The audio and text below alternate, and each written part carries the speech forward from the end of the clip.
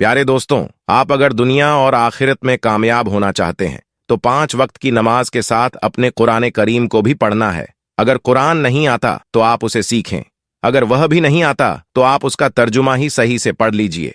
आपको जिस लैंग्वेज में भी चाहिए उसे लैंग्वेज में कुरान करीम मिल जाएगा। आप कम से कम उसका तर्जुमा तो पढ़ लीजिए। देखिए तो सही अल्लाह तबारक व ताला हमसे क्या कहना चाहता है। आखिर में अल्लाह रब्बुल इज्जत से दुआ है कि अल्लाह ताला हमें नेक अमाल करने और बुराई से बचने की तौफीक अता फरमाए। आमीन या रब्बल अलामीन। ऐसे में प्यारे दोस्तों, पुलिस जब एक बेकसूर नमाजी के साथ में मारपीट करने लगी और जब उसे गिरफ्तार करने लगी तो अल्लाह की कुदरत ने एक बंदर भेजकर ऐसा करिश्मा दिखाया कि उसको देखकर सारे पुलिस वाले भी हक्के बक्के रह गए और सजदे में गिर पड़े। आज की इस वीडियो में हम आपको इसी वाक्य की पूरी तफसील बताने वाले हैं, जिसको सुनकर यकीनन आप लोग भी हैरान और परेशान हो जाओगे। इसलिए वीडियो को पूरा जरूर देखिएगा। और अगर आपको अल्लाह की कुदरत पर मुकम्मल भरोसा है तो कमेंट बॉक्स में अल्लाहू अकबर लिखकर इसको शेयर कर दें ताकि और भी लोगों के पास यह वीडियो पहुंच सके। तो चलिए शुरू करते हैं आज की वीडियो। इसी तरह की इस्लामिक घटनाओं और वाक्य से रूबरू होते रहने के लिए आज ही सब्सक्राइब करें हमारे चैनल इस्लाम हिस्ट्री को और साथ ही बेल आइकॉन को प्रेस करें। आज जो वाक्य हम आपके यहां पर बताने वाले हैं, ये वाक्य पंजाब का बताया जाता है। पंजाब में एक छोटा सा गांव है सरगोधा। उस गांव में एक मुसलमान लड़का रहता था जिसकी उम्र तकरीबन 30 साल के करीब थी। लड़का बहुत ही नेक और परहेजगार था, 5 वक्त का नमाजी था और हर नमाज को उसके सही वक्त पर ही अदा करता था और कोशिश करता था कि वह नमाज मस्जिद में जमात के साथ ही अदा करें। यही वजह थी कि उस लड़के का ज्यादातर वक्त मस्जिद में ही गुजरा करता था। और यही नहीं, जब यह लड़का नमाज से फारिग हो जाता था तो उसके बाद यह कुछ वक्त के लिए मस्जिद के एक कोने में बैठ जाता और कुरान पाक की तिलावत भी करता था। और वह ऐसा हर नमाज के बाद में किया करता, यानी कि हर नमाज के बाद वह थोड़ी देर कुरान पाक जरूर पढ़ता था। उसकी इस आदत के बारे में सभी नमाजियों को अच्छी तरह से मालूम था। उस नौजवान का इस्लाम से इतना ज्यादा लगाव देखकर सारे लोग उस पर न सिर्फ नाज करते बल्कि उसकी बहुत ज्यादा इज्जत भी किया करते थे। यह लड़का हर किसी से बहुत अच्छे से पेश आया करता था और कोशिश करता था कि उसकी वजह से कभी भी किसी का दिल ना दुखे। और यही नहीं, वह हरदम यह भी कोशिश करता रहता वह किसी जरूरतमंद की मदद भी कर सके। इसी वजह से गांव के सारे लोग उसके इखलाक के दीवाने थे। लेकिन उसकी दूसरी तरफ उस नौजवान का एक छोटा भाई था जो बहुत ही अय्याश किस्म का था। हर वक्त दुनिया के लालच में रहता था और हर वक्त पैसों के पीछे ही भागता रहता। फिर कुछ दिन गुजरे कि एक दिन अचानक उनके वालिद का इंतकाल हो गया। उस सदमे के बाद में बड़ा भाई अंदर ही अंदर से टूट गया। इसीलिए फिर वह ज्यादा वक्त मस्जिद में ही गुजारने लगा था। वहीं दूसरी तरफ उसका छोटा भाई हर वक्त यह कोशिश करता रहता कि वह किसी न किसी तरीके से अपने बड़े भाई की जमीन हड़प ले और उसकी जमीन को अपने नाम कर ले। यानी कि वह इस कोशिश में रहने लगा कि वह कैसे भी करके बाप की जमीन में से बड़े भाई का जो हिस्सा था वह अपने नाम करवा ले। इसीलिए फिर छोटे भाई ने अंदर ही अंदर बड़े भाई के खिलाफ साजिशें रचना शुरू कर दी, मगर वह किसी भी तरह से अपने इस मकसद में कामयाब नहीं हो सका। उसके बाद जब छोटे भाई की तमाम कोशिश बेकार हो गई तो फिर एक दिन छोटे भाई ने सोचा कि क्यों ना वह उसके लिए अपने बड़े भाई की सबसे पसंदीदा चीज यानी कि मस्जिद का इस्तेमाल करें। इसीलिए फिर वह सोचने लगा कि वह अपने बड़े भाई को मस्जिद के ही किसी काम में फंसवा दे। और छोटे भाई ने एक प्लान बनाया कि वह किसी न किसी तरह से अपने बड़े भाई को मस्जिद की चोरी में फंसा दे, जिससे वह मस्जिद में जाने से रुक जाए।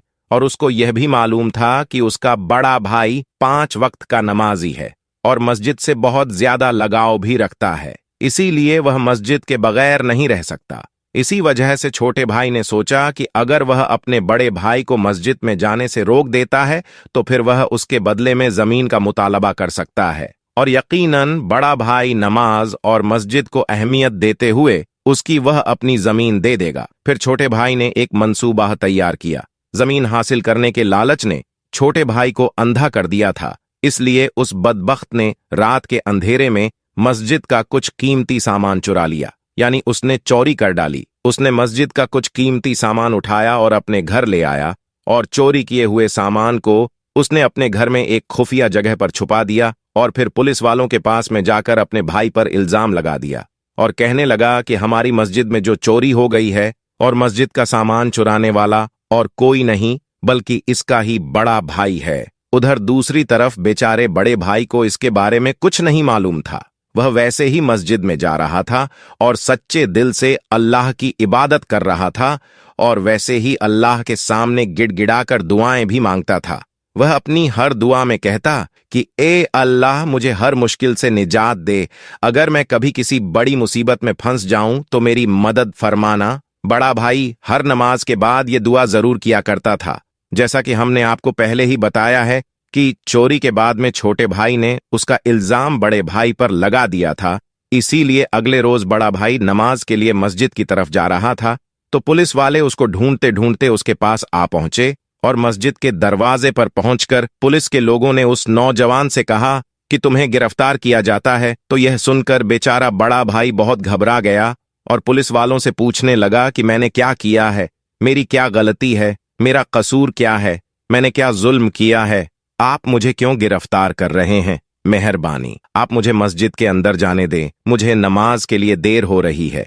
इस बार पुलिस वालों ने उसे बताया कि तुम पर मस्जिद का कीमती सामान चोरी का इल्जाम है, इसलिए हम तुम्हें गिरफ्तार करते हैं। यह सुनकर बेचारा वह बड़ा भाई हक्का बक्का रह गया और सोचने लगा कि यह कैसे मुमकिन है और उस पर यह इल्जाम किसने लगाया होगा, लेकिन उसे कुछ भी समझ में नहीं आ रहा था। इसलिए वह वहीं जमीन पर बैठ गया और अल्लाह से मदद की गुहार लगाने लगा और अल्लाह से दुआ करने लगा। वह कहने लगा, या अल्लाह, मेरी इस मुसीबत की घड़ी में मेरी मदद फरमा। या अल्लाह, तू जानता है कि मैं चोर नहीं हूं, मैं कभी किसी की चोरी नहीं कर सकता और ना ही मैंने मस्जिद से यह कीमती सामान चुराया है। या अल्लाह, तू अपनी कुदरत से कोई ऐसा करिश्मा दिखा कि सब लोग यह मानने पर मजबूर हो जाएं कि मैं बेकसूर हूं।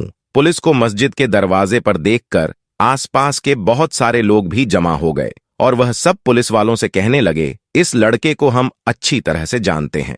यह लड़का बेकसूर है क्योंकि यह लड़का 5 वक्त की नमाज पढ़ने के लिए इस मस्जिद में आता है और इस लड़के के इखलाक भी बहुत अच्छे हैं। इसलिए हम सब गवाही देते हैं कि यह लड़का बहुत नेक है, ये कभी भी मस्जिद से चोरी नहीं कर सकता। इसीलिए जिसने भी इस बार इल्जाम लगाया है वह सरासर झूठ है। मगर उन लोगों की यह गवाही सुनकर पुलिस के लोग नहीं माने और कहने लगे कि हमको इस लड़के के खिलाफ पुख्ता सबूत मिले हैं, इसलिए हम इसको गिरफ्तार करेंगे। इतने में इस लड़के का छोटा भाई भी वहां पर आ पहुंचा और फिर वह अपने बड़े भाई को एक तरफ ले जाकर कहने लगा कि यह सब मेरा किया धरा है, मैंने ही तुम पर इल्जाम लगाया है। अगर तुमको तुम्हारी इज्जत प्यारी है तो तुम अपनी जमीन मेरे हवाले कर दो, तुम्हारे हिस्से में जो जमीन आई है वह मेरे नाम कर दो, तुम्हारी इज्जत मैं बचा लूंगा और तुम्हें जेल जाने से भी रोक दूंगा, और जो मस्जिद का कीमती सामान जो मैंने छुपा रखा है उसको मैं पुलिस के हवाले कर दूंगा। तो यह सुनकर बड़े भाई को बड़ा दुख हुआ।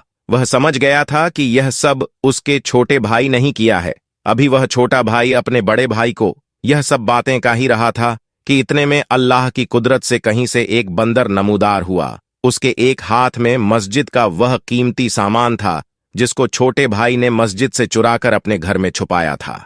ये देखकर छोटे भाई के चेहरे का रंग उड़ गया। पुलिस वाले भी बंदर के हाथ में मस्जिद का चोरी हुआ सामान देखकर हैरान रह गए। उनको मालूम हो गया कि वह जिस लड़के को गिरफ्तार करने वाले थे वह तो बेकसूर है। फिर उस बंदर ने उन पुलिस वालों को साथ ले जाकर बता दिया कि इसने छोटे भाई के घर से ही सामान उठाया है।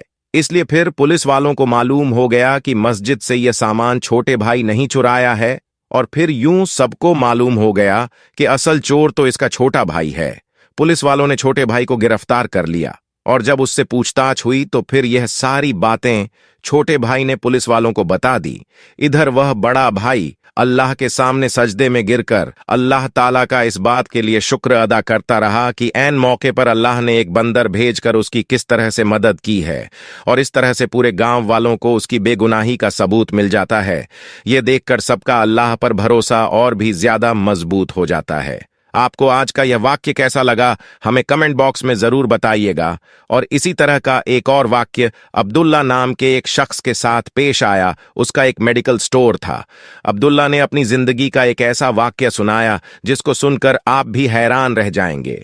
अब्दुल्ला बचपन से ही नेक और दीनदार इंसान था। पंजगाना नमाज के अलावा तहज्जुद गुर्जर और तिलावत कुरान में ज्यादातर वक्त बिताया करता था। बामर्तबा सारी सारी रात नवाफिल अदा करता, रोजे नमाज जकात का पाबंद था। उम्र गुजरती गई और अब्दुल्ला ने शादी नहीं की। घर वाले उस पर शादी का दबाव बनाने लगे। इस सूरत हाल और घर वालों के दबाव में आकर अब्दुल्ला को बिल आखिर शादी का फैसला करना पड़ा और अब्दुल्ला ने शादी कर ली। शादी के बाद अब्दुल्ला की जिंदगी एकदम बदल गई। अब रातों की इबादत आहिस्ता आहिस्ता कम होती गई और खासकर जैसे रमजान में ही ऐसा होता है, तहज्जुद भी छूट गई और नमाजों में भी कमी आने लगी। और एक वक्त ऐसा आ गया कि 5 नमाजों में गफलत होने लगी और फिर अब्दुल्ला अचानक मुश्किलात में घिर गया। मेडिकल स्टोर की आमदनी कम हो गई और कर्ज पर कर्ज चढ़ने लगा।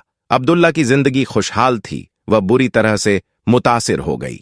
हर वक्त टेंशन में रहने लगा। इस दौरान एक दिन एक शख्स मेडिकल स्टोर पर दवाई लेने आता है। अब्दुल्ला उस वक्त इस कदर परेशानी में था कि उसने उसे गलत दवाई दे दी, जिसकी वजह से वह शख्स मरते मरते बचा और उसने अब्दुल्ला पर केस कर दिया, जिसके बाद उसकी दुकान सील हो गई और उसका कारोबार पूरी तरह से बंद हो गया। इसी दौरान अब्दुल्ला के वालिद की भी तबीयत खराब होने लगी और अब्दुल्ला ने अब तक जो कुछ भी कमाया था वह सब वालिद के इलाज पर खर्च कर दिया। इसी सूरत हाल को देखकर उसकी बीवी भी उसे छोड़कर चली गई। अब अब्दुल्ला के पास कुछ भी नहीं बचा था और अब्दुल्ला पूरी तरह से जिंदगी से मायूस हो गया था।